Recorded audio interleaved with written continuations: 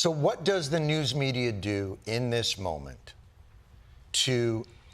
is this the last gasp of a dying industry, or is this the turning point for something that has become, let's face it, it's in many ways this moment is able to happen because the news media has had its trust eroded with the American people. Yes. So how does the news media respond then? Well, I think that it's interesting, this lawsuit, the one thing that Trump didn't get, he didn't get an apology.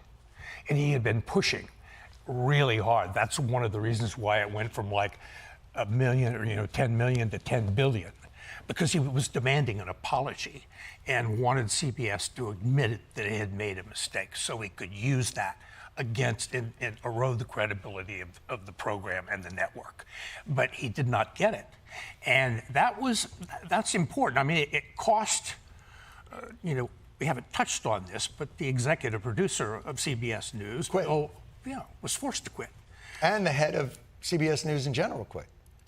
Yes. Because they wouldn't apologize. Because they wouldn't apologize, and because they thought they had lost control of they had lost their independence. And it was a very honorable thing to do. But I think for news media, is this sort of the new world that we live in, that they will, listen, the news media isn't perfect. I don't think anybody disputes that. I think there's been mistakes. CNN accused that kid years ago in a MAGA hat of harassing a Native American, and that was wrong, and they had to pay out things. They should be responsible and held.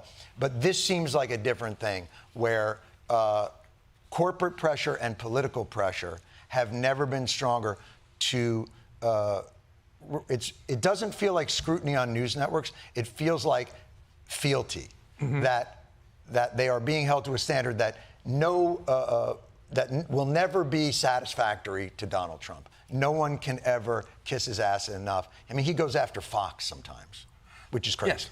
The $16 million was tribute. That's how he looks at it. And that will continue. Tribute to the king.